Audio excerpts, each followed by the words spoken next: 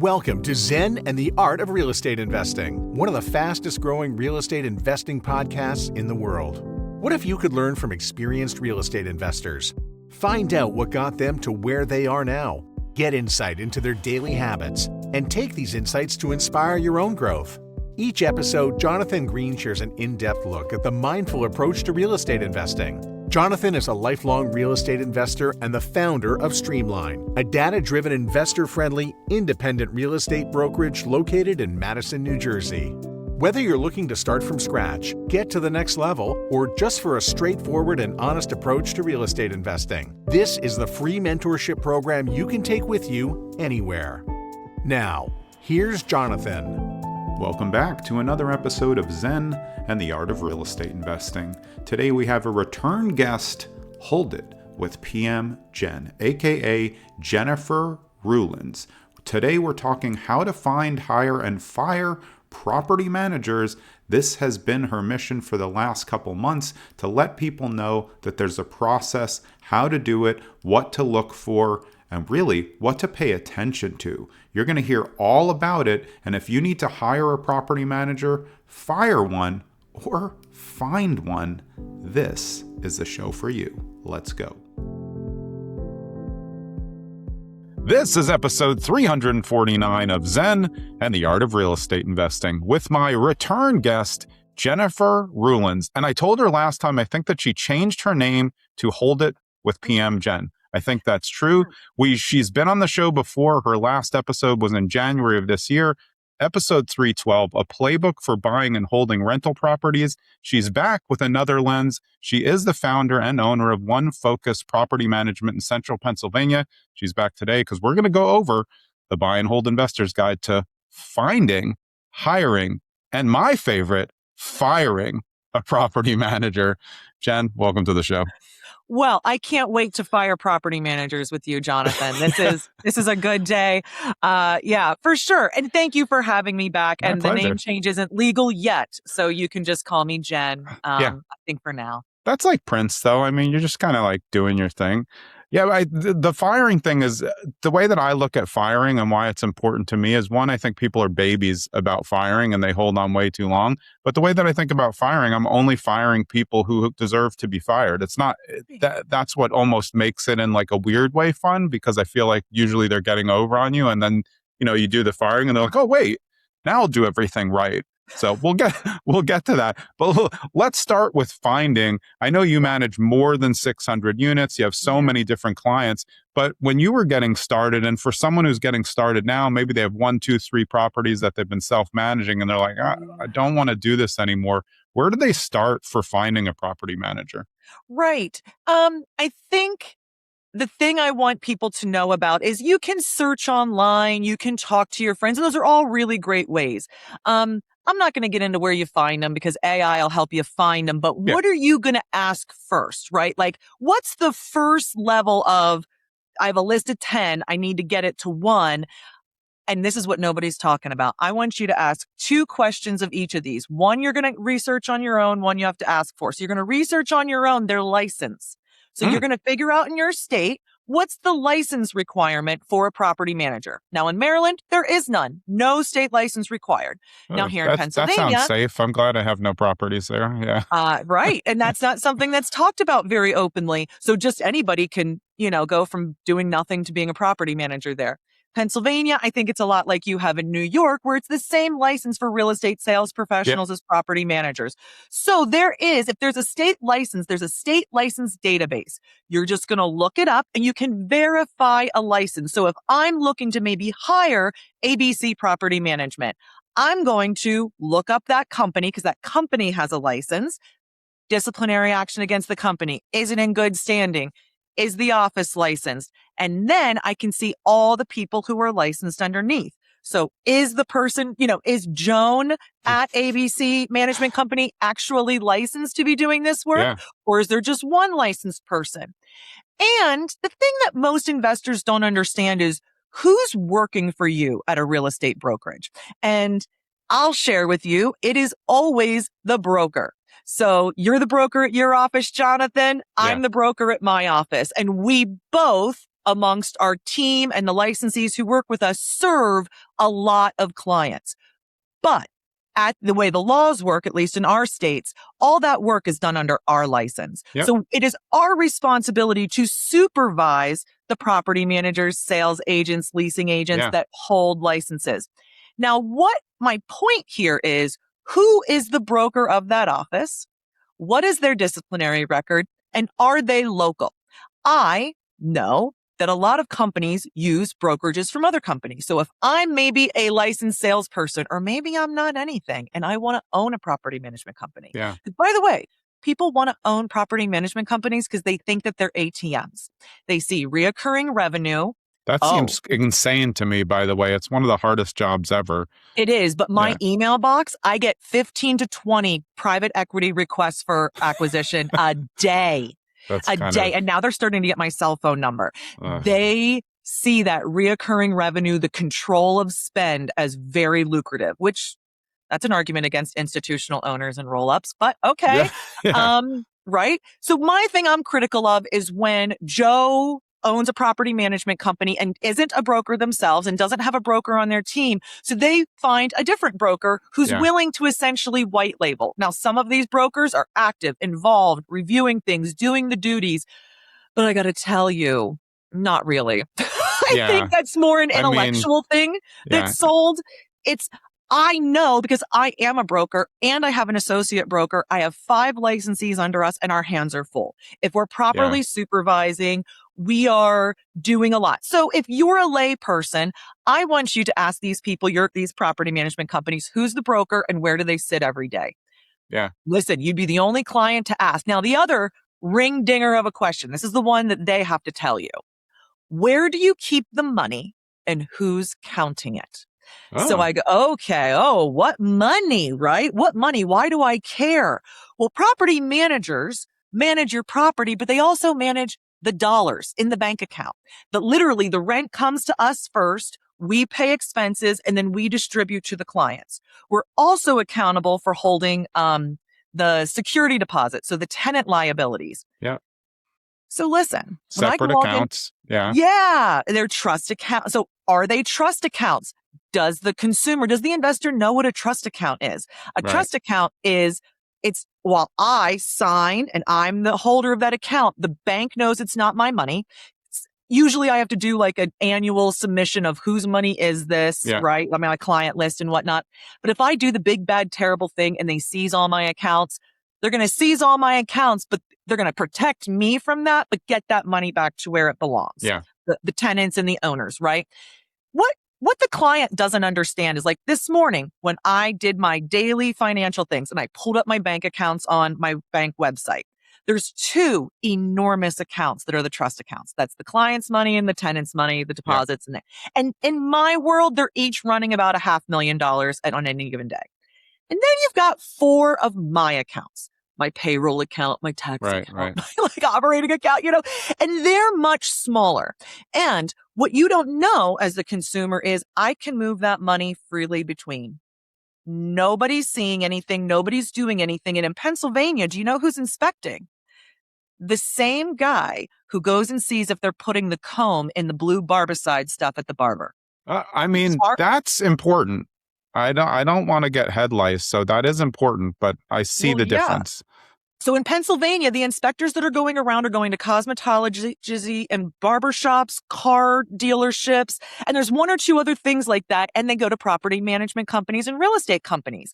And the gentleman I talked to goes, I only do 2 property management companies a year. Well, first of all, that's BS. He doesn't realize he's inspecting management companies because they're brokerages plus property management. Yeah. So he's inspecting the easy to inspect brokerage escrow account, which is holding your earnest money deposits for your clients in the middle of deals. Which is much more rare now. Brokerages, we don't hold money at all at my brokerage. That goes to either the attorney or title company. So where the money's at is in the PM account. Right. And so the reputation that property managers have for being thieves, I think, comes from a lack of regulation, a lack of enforcement, and a lack of education. And so what I want to hear when I ask the question of the property manager, where's the money and who's counting it? I want to hear that it is in an FDIC insured bank, that even though, like in my cases, I already told you, my accounts are in excess of 250 because of the way they're set up. My clients are protected up to 250 Right. each. Right. And then it's a trust account. I want to know that. And I want to know that there's an external party to the property manager who triple tie audits those books every month. So it's not a matter of me, Jen, going, don't worry, Mr. Client. I'm the only one who touches the money at One Focus. Yeah. Alarm bells should be going off. Alarm bells should be Good going timing. off. Do you hear that? I do hear that. They Look at heard us. and they said, Yep, we're PM just Jen's doing it. right. Light them Yeah. up. No, I get sick to my stomach when I hear people talking about that, because although I don't look and I'm old enough to have seen some thieves in my business. And I hate that. I hate when people claim that they're the only ones and things like that. So those two big questions, who's the broker and where do they sit? Where's the money and who's counting it? First of all, you ask those questions, you will distinguish yourself from every other client who's ever approached them. And I think it puts the property managers in a different level of, oh, this person seems to understand something. I mean, it could serve to help some people who actually have it in place but don't know, and helps them be a little bit more professional about how they present. Just like I've always said, realtors have a bad reputation for a reason. Most of them suck. Same for property managers. It's just true. Yes. The good ones stand much and above, but the general public, for both realtors and property managers, thinks, hey, I'll just go with my cousin Sally. They're fine. Whatever. Yeah. They have a license, but you're making a really good point that these things, what I think is really interesting, if I go across the course, all the episodes, what a lot of people talk about is how you separate a job and a business. This is separating a job and a business. Are you a mom and pop that's just commingling, which is like the term that comes up on every real estate exam and things not to do, and in the legal field? Or are you really running a business where other people have their hands in it and you understand where it's going? I do think people will struggle answering that question, really like 99%. But I don't think that means that none of them have it in place. I just think they've never been asked a real question. They're just like asked, the typical dummy questions. That's also not a question that will come up if you use ChatGPT, which I think this is why this is awesome. Yeah, and listen, maybe you already have a property manager and you haven't done these things. It's not too late. Get on your state's licensing board. Hey, hot tip. So I don't know when this is coming out, but it'll probably come out in June, right? It's coming out soon. May. Okay. It's going to hit May. Yeah. Oh, it's going to be in May. Okay, Yep. So in Pennsylvania, every real estate license expires every 2 years on June 1st. So my office, we're all updated, we're renewed.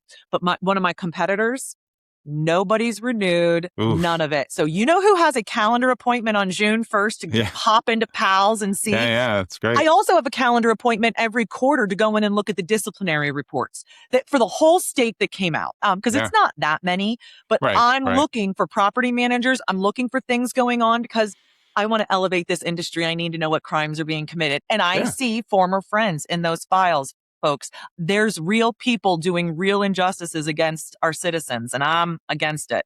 Hot take against fraud. Yeah, I know.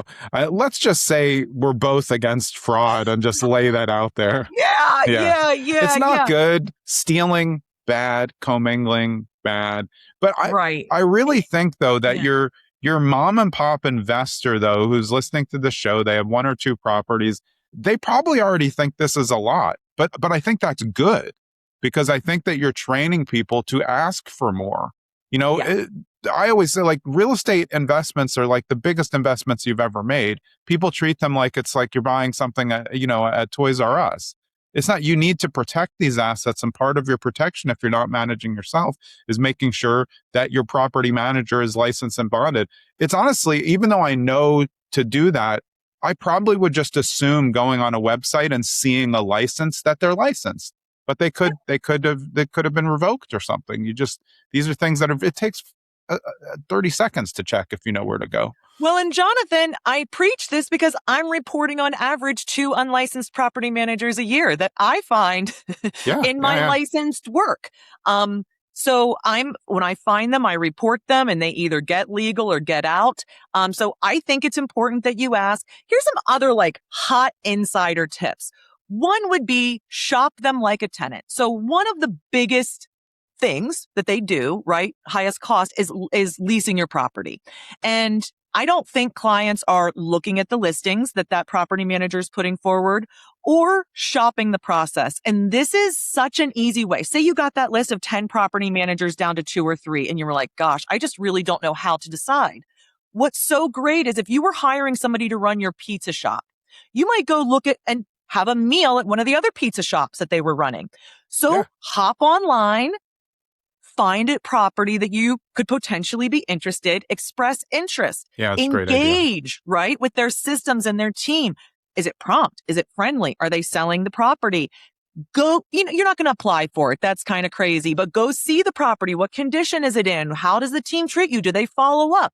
Do you sense that there's a good leasing process there that you would be happy with if that was your property being marketed? Yeah. It's a real easy. It goes so far beyond the reviews, which is probably just, yeah. One other point on reviews. Everybody looks at reviews.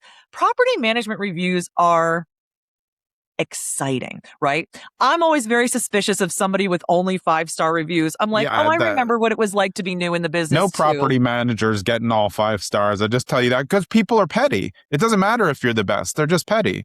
And one of the core things of my job, the thing I do and sell, is the ability to hold and have boundaries. Yeah. So I tell a lot of people, no, you may not rent this property. I know you just paid $65 for an application, or maybe there was 2 or 3 adults. It's a lot of money. Yeah.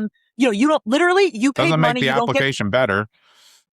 Right. So they've paid money. They didn't get what they wanted. And I told them they weren't good enough. I mean, that's like bad. That's a bad experience for them. Yeah.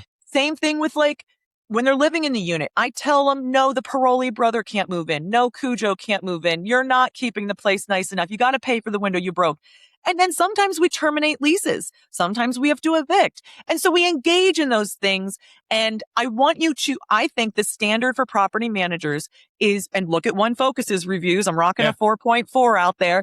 I think the standard is the property manager needs to explain where they are, what's going on. And listen, when you read enough of these, you see the patterns and you can tell as the audience, oh, I have a sense of what story this is telling. So don't just look at the scores, the 4.1 versus 4.4 or whatever.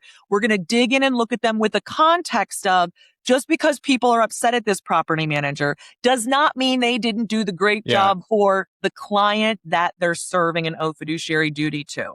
Yeah, I think that's a great point and something that people may overlook. I also like what you were saying about becoming the tenant. A lot of my self-storage friends do that themselves when they're looking at self-storage facilities. They want it to suck though, because then they can buy it, cheap. So they're going on, no website. They call, see what kind of service they get. Like, this is like a gold mine right here because they can just upgrade the operations.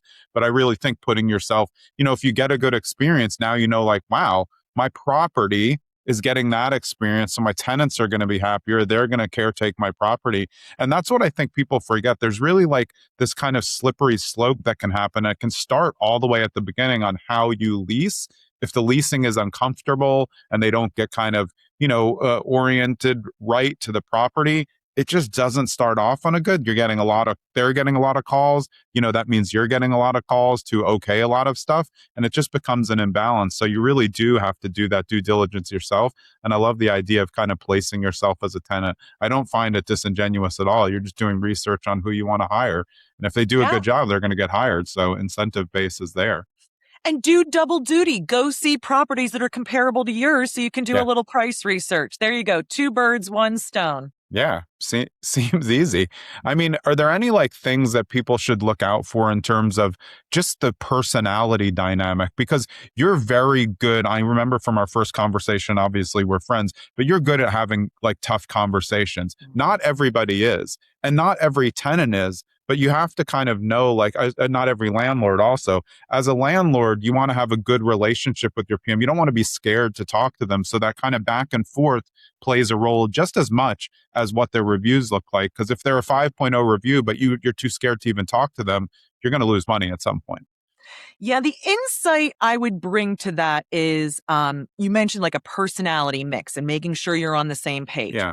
I really go back to incentives because what gets incentivized gets done. What does Charlie Munger say? Show me the incentives and I'll show you the outcomes. Yeah. And in my business, you have three main types of people. So you have real estate sales agents who do this as a part of their overall real estate business, often motivated by keeping their investor clients in-house and keeping them from befriending the property manager down the street who might also sell property. And so the thing to remember is real estate agents get heavily compensated for making transactions happen. They never make an enemy. Right? Because everybody's going to buy or sell or refer. And so I find realtors just generally not great at the conflict and operational parts of our business. It just isn't a great matchup for who they are as people. You're not going to hire the whiz bang salesperson to run your factory that has to run 3 shifts a day and be on top of it. I think property management is much more like a factory. Yeah, and most realtors are high eyes, so they're people pleasers. So they I don't want to hear that I'm bad. They're more likely to ghost or to just kind of ignore it because it feels bad. And it is tough. Yeah. Having those conversations, we definitely talked about it a lot on our first podcast episode. It's tough. It's tough to go in and tell someone you got to get out. We have to evict you or you're not paying for 6 months. I used to do it, as a 16-year-old, I was telling people. So I kind of got adjusted to it. But you'd be surprised that there's people out there, I'm sure you can confirm, that own 10, 15 properties, and they're just not managing them correctly. And they're not even managing the manager correctly, because to hire somebody like you to restrict you from being you would be the worst spend of money that you could do, right? Right. Yeah, to try to control and say, no, I don't want your system. I want you to execute my system. Right. Or act like me, don't act like you, but you get the job done, Generally, I'm not a big fan of realtors who are also property managers unless, and I've met several who the bulk of the business is property management. Right. Real estate sales is really the sideline. If it's the other way around, and by the way, you'll tell this from their social media, their website. I know real estate sales / property managers, and there's not one thing about property management on anything. They don't care about it. They're not getting better. They're not investing. They're doing it as a strategy to keep people. So I would be critical of that it doesn't seem like the best thing for the buy and hold investor. Successful personal investors often start property management companies. So maybe I build up to 150 doors, 150. I have a handyman. I got a leasing agent, a bookkeeper. And now my buddies, Jonathan goes, hey, Jen, you really figured this out. Will you manage my 10 doors? And I go, oh God, the fees on that would half pay for Brenda. Great. And I start taking them on. And the issue there is I have a positivity bias that I have been successful for myself. Yeah. No, nobody who gives me that measure, that praise, has seen one book, one sale, one nothing. They've just seen me drive around in my big fancy car and talk about things, and they see all this. I think that successful personal investor turned property manager, there's good ones out there, but you got to know what the mix of their business is and what you're competing with. Because if they're managing 400 doors and 200 of them are theirs, right? Yeah. Who's working for who where? It's confusing. But your fiduciary duty gets mixed up because your fiduciary duty to yourself is almost non-existent. So you can let a lot more slide than what you can for a client. This is all part of the very weak rules to get a real estate license, but it's in there if you remember it. And, a lot of people don't. Hey, it's Jonathan. I hope you're enjoying this episode with Hold It with PM Jen, aka Jennifer Ruelens. If you want to get more information about her, it's not hard. She's been crushing the content. Go to holditwithpmjen.com. Through there, you can follow her on all social media platforms, but that's also where you can get your no bullshit playbook, how she helps real estate investors grow real wealth with real estate. She's a property manager, and this show is all about it. Let's get back to it. One question I wanted to ask you from before that just goes to what you just said. Personally, I think when I'm looking at property management companies, I want the brokerage to only do property management.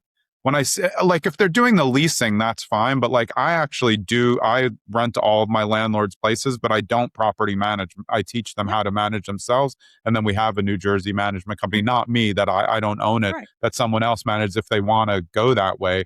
But I like seeing those ones that I know, like you were saying, all they do is property management, because they're just much different businesses. They do have an area where they get together, but they're very different types of businesses just in the way that you handle money, like we were saying at the beginning.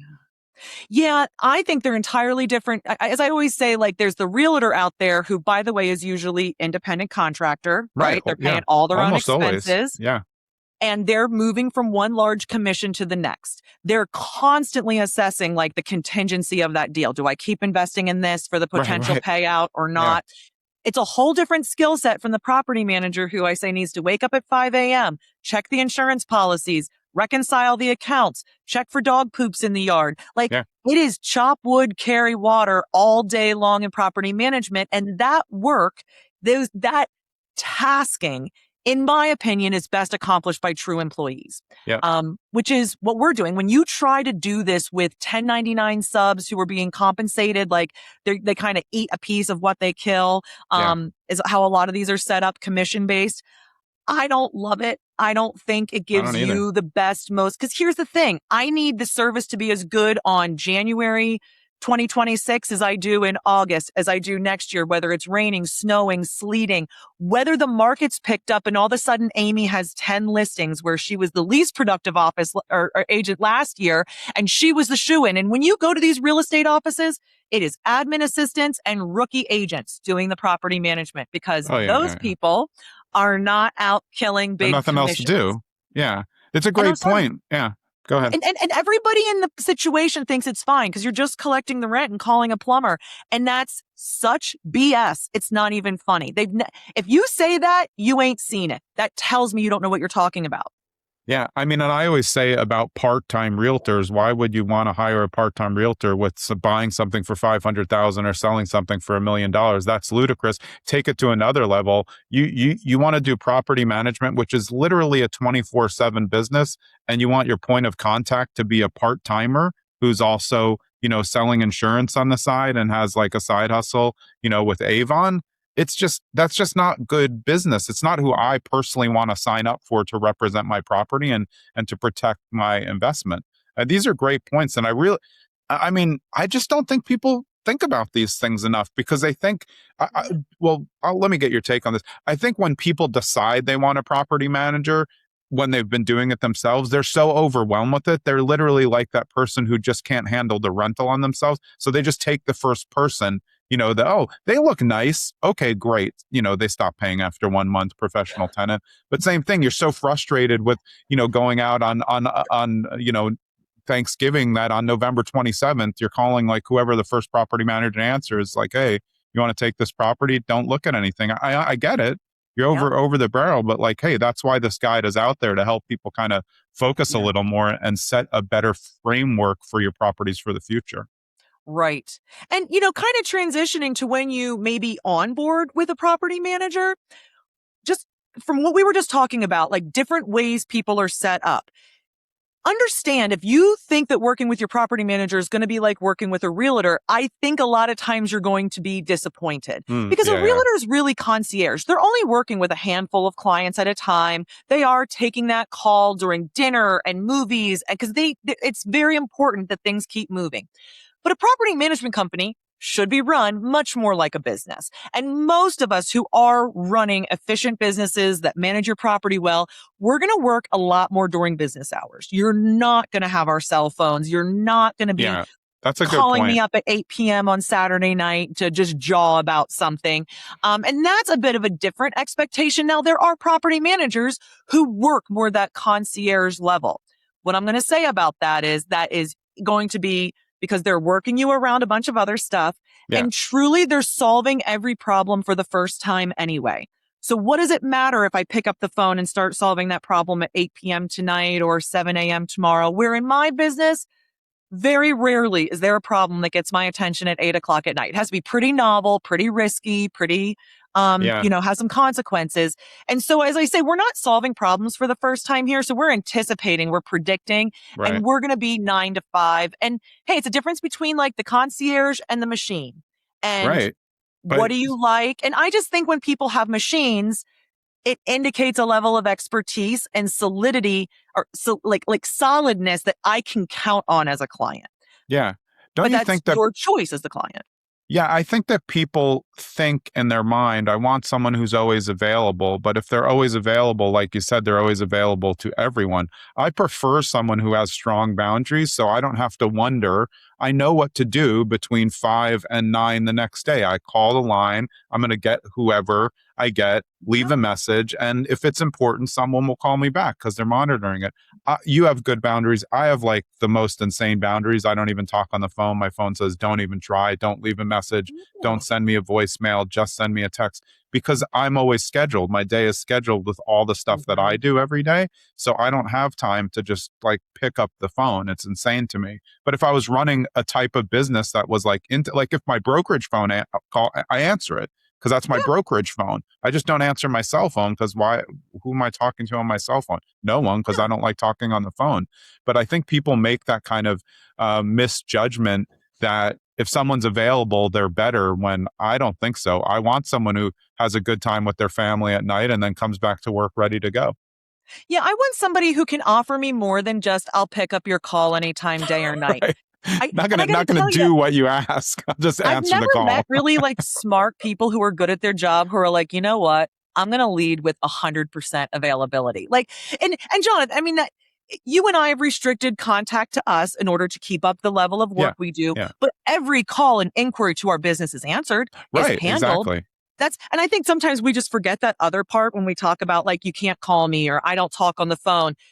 I personally don't. Your company helps people through all modes of transportation. Yeah. Oh, and I do Saying it. text everybody back. It's just I Yeah. will text you back. Like you just have to communicate on my level. These are really good points because I think again it goes back to what people's expectations are. But I think part of what we want to do with this is to kind of rewire how people think about it, to have them set up. And by giving them a guide, you give them something easier to look through and hold people accountable. If like we were saying in the beginning, if they can't answer the questions or they're umming, what the fees are, it's not the right fit for you. It's Yeah. not going to be a good experience. It's not going to be a good experience for the tenant. If the tenant's unhappy, your property's unhappy, and then you're going to be unhappy with the repairs, and you're going to double up on those repairs because they didn't need to happen. Because as you said, and I know from our first episode for people to go back and listen, you forecast things that are going to happen based on your knowledge over other properties. So you're ahead of the game on the repairs, knowing like, oh, that's going to come due. But your regular just company, they're just waiting till something breaks. But that's the Yeah. worst case scenario because then everything's an emergency. Yeah. A lot of companies think if every call's answered and every email's answered, which is a very reactionary stance, they're doing fine. And I think we've just, and successful companies graduate past that to anticipatory preparation and showing leadership. And that's kind of where we're at. Speaking to that though, so once you've hired that property manager, it's easy to think like, how do I know? Like, I think most clients just shut it off. Just go, I've handed it off. It's theirs to deal with now. Yeah. You need to inspect what you expect. And listener, if you get one thing from this, it's that phrase, inspect what you expect. I have no sympathy for you if a year later you come to me and say, well, my property manager's never sent me a draw and never sent me a report. And I've heard that. I've heard that from people and I go, holy cowabunga. So what I want you to do to be ready is like, look at the year. You get a calendar out, right? When did you get your lease? When are you expecting to hear from the property manager about renewal? When will the inspection happen? Hey, is there like a steam boiler inspection that has to happen every spring, right? Calendar, when are you getting your draws? Is it the 21st of the month? Yeah. Now that's calendared. Now you are pretty easily, if you use a calendar, going in and going, oh, today's draw day. Now, when tomorrow comes and you don't have it, you can react quickly. You're not going, hey, how many months has it been since I received a draw? Or, oh, wait, that lease did come up for renewal 2 months ago and I didn't hear from the property manager, right? And it can be innocent things like the email didn't make it, it got returned, or it's in your junk. But you need to be participatory. And I would argue you never let go of that calendar. You have to have at least a monthly touch point on what is the manager doing? Is there anything I need to pay attention to here? And is there anything behind? That's probably the biggest thing I would tell somebody who's never worked with a manager before to help them get comfortable with that rhythm. Yeah. And how do you go through the authority part things that I'm sure it's in the agreement, but I think it's really important to know things that a property manager can just handle themselves. Like a lot of big businesses, a lot of these businesses that have scaled always say, like, if it's under X amount, just handle it. If you can verify it, is that something that's important? So as someone who's trying to make this more passive by hiring property management, you don't always have to manage. You should be doing a kind of overview management of the manager, but you don't want to. What's the point of having them if they call you for every, we need a PEX, a little PEX pipe. Okay, I'm good. Like, I'm out. I don't want to do it. Yeah. So yes, most agreements are actually going to be pretty vague because the circumstances that occur on these properties are so wide ranging. Yeah. So you'll find authority given, and you need to double check on leasing and renewing tenants. Who decides under what parameters? Yeah, that's Is huge. the owner ever included in that decision? That's something to just go through, like, hey, all the leasing and the renewal decisions. And then how about lease compliance decisions? Who decides if a lease gets renewed or not? Who, meaning for non-renewal for we're going to terminate you? Who decides if we're going to do a landlord-tenant complaint or a notice to quit? And listen, all the good property managers, if you ask that, I need to know who's going to decide what, they're either going to have something that shows you exactly who does what, or they'll be able to walk you through it. Yeah. And then the big one, the one that I think most clients are thinking about is maintenance spend. They can just imagine, look at me, a fancy lady with my gold earrings. What kind of bathtub would I buy for your rental, right? Does that give maybe an investor concern? That girl is wearing a Talbot's jacket. Yeah. She doesn't value for the Kohler $1. tub with the fountain, here we go. Yeah, right? And I get that question a lot. Hey, what are you going to spend? How are you going to decide repair versus replace? And I think for that, what I would say is you're going to ask about how are authorizations for maintenance done, but how are authorizations for maintenance done under different circumstances? Because there's emergency. It's Sunday morning, no heat, and it's winter, right? How far am I going to go to involve you, Mr. and Mrs. Owner, in that? There's work order work where maybe it's not an emergency, but it is a tenant satisfaction issue, a customer service issue, how quickly we fix something. And then there's turnover. So, the unit's over, who's going to do the work, all that. And then there's capital improvements. Hey, it needs a roof this year. Oh, we got to put in a new French drain, whatever. All those things, you want to talk through all those different types of work and understand. And so a lot of how do you figure it out? A lot of what if questions. And a good property manager is going to be able to sit down, explain how it works, explain if there's any options, and then even give you stories and examples to kind of grip onto. Yeah. And I'd work that into my sales presentation. Hey, pretend at 8 a.m. the hot water didn't work and the tenant called me and then this. And I walk through a typical scenario of how it works. Yeah, one thing you said was really interesting to me because I hadn't thought of capital improvements, but I think your best property managers, this goes to kind of getting ahead of everything, are going to give you advice on, hey, when they come over for a site visit, they say, well, here are your big CapEx things coming. But I think probably, 50 to 75% of property managers don't do that. They're just managing the day-to-day, things like we're saying. And that's where you're separating business and job, because what's going to protect your investment? Someone just collecting the rent or someone looking at your roof and that's going to leak soon. So we need to be proactive about this so we don't get a tenant complaint when something's pouring into their, kitchen. I cannot agree more. And it's indicative of expertise when your property manager is asking you more questions and not just glossing over things. I agree. Yeah. Especially if they gloss over deferred maintenance, if they gloss over tenant compliance. Okay, here's a great story. Somebody called me 2 years ago for a 3-unit building here in town. They were going through a divorce and they were contemplating hiring a manager to manage it or selling it. And what happened was they hired another manager who didn't make them put on keyless locks and various other things they were irritated with. And they're not a very good property manager. And then it got sold to this other buyer, and this person kept using this bad property manager. Now, this guy wants to sell the building, and he knows I buy buildings. So he calls me up, and I don't really want the building, I guess. I always kind of do, but I didn't have anything to do That's that how after. I feel. I know, right? I want almost every building for a second. I know. I want them all. But I said, you know what? I was there 2 years ago. I have the stabilization plan I wrote from that time. Let's go see. This place has gone to hell, John. That's two parts of the spectrum, though, because if they went with your stabilization plan, it would have been fully functioning. And now it's literally on the bottom of the rung. Oh, yeah. Like the tenants that are there are entirely non-compliant. We're mostly empty. We have a garage that's falling down, a pile of rubber tires. I mean, it just, all of the things. And I look at that and I go, that's awful. That's awful that building has depreciated in my estimation. And it's because of this manager. And the manager walked me through somewhat proudly. She's done this several times. She's always very proud of the work that's going on there. And I'll ask questions. And I'm just always incredibly surprised at how she's like, oh, yeah. Or they pay by the end of the month. And I'm standing in a unit ankle deep in one case, it was yarn. The man did yarn art. But at least that's comfortable. It's better than feces. I mean, it's not comfortable. All the yarn fibers up your nose, Jonathan. You're not I can picturing. see if with that much. I mean, there's probably like a Strange Obsessions episode about that. Yeah, but none of this looked in the condition to sell, but he claimed it was profit making. But the unit was covered in yarn. And I'm sitting here going like, this isn't okay.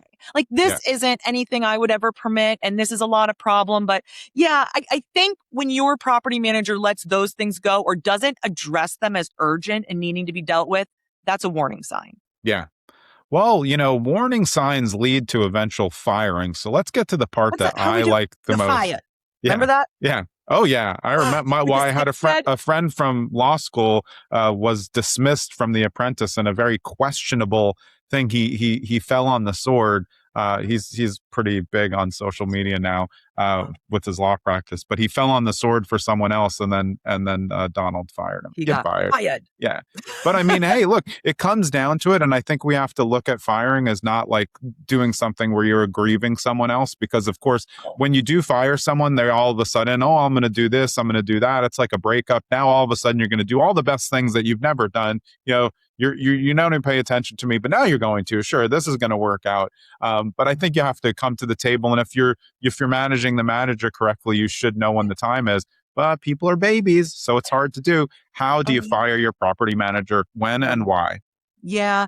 Well, you're going to fire it when you can't fix it. And I won't spend a lot of time on fixing it. But the hint is if something's going awry, whatever it is, I want you to not spend too much time in the lower levels of people. Because remember who's working for you and who owes you all this. Yeah.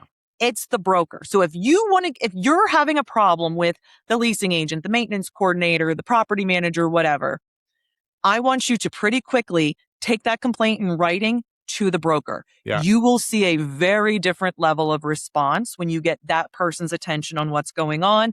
And what I'm looking for out of that conversation, no matter what the problem is, I want a plan that I can believe in, and I am looking for them to execute on it. So I present problem, we do whatever research we have to, property manager commits to a course of action that hopefully I look at and go, yes, I believe in that. I believe that will rectify this and I will be comfortable.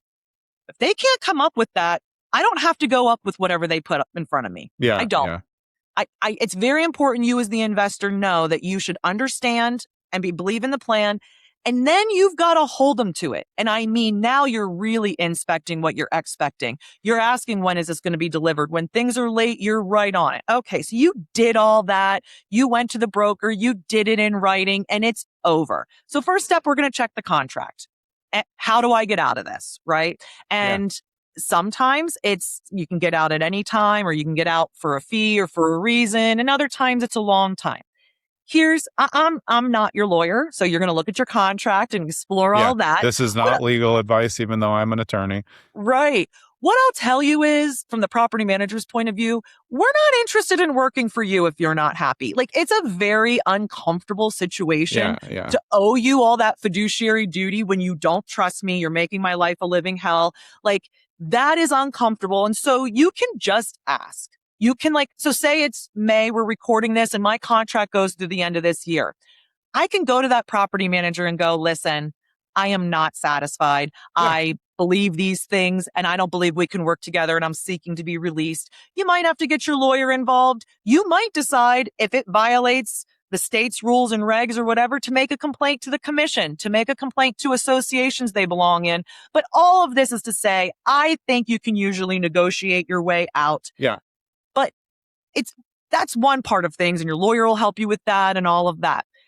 What I want the investor to think about is what happens next, because you're making a change. You're either going to manage it yourself forever or for a time being, or you're going to take it to another manager.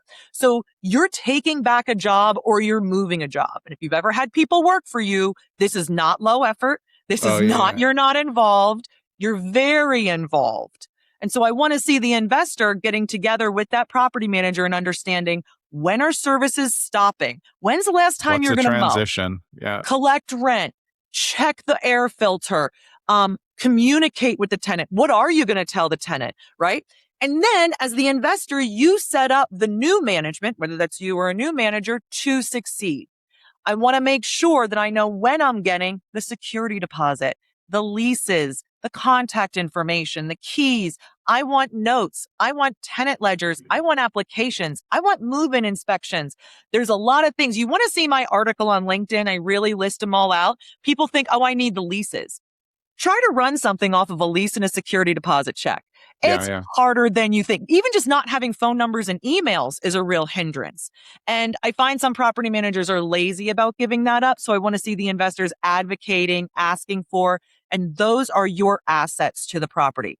You are due them. But if you go through all this stuff and saying, like, I think that people looking at like that, this is why people stay with bad property managers, because like it's a lot of work to change.